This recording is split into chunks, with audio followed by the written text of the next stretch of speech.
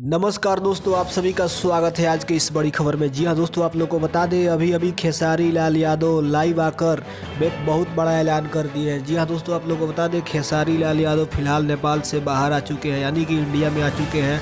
और नेपाल से बाहर आकर अभी अभी खेसारी लाल यादव लाइव आए हैं और लाइव आकर एक बहुत बड़ा ऐलान कर दिया है कि जीवन में कभी भी हम नेपाल में शो करने नहीं जाएंगे। जी हाँ दोस्तों, और खेसारी लाल यादव ने यहाँ तक भी कहा कि अगर हम नेपाल में शो करेंगे भी तो हमको सुरक्षा व्यवस्था मजबूत चाहिए। जी हाँ दोस्तों, खेसारी लाल यादव का कहना है कि अगर सुरक्षा व्यवस्था प्रशासन की तरफ से हमको मजबूत मिलेगा तो हम जाएंगे। और साथ ही खेसारी लाल यादव ने यह भी कहा है कि कोरोना में कहीं शो करना उचित नहीं है।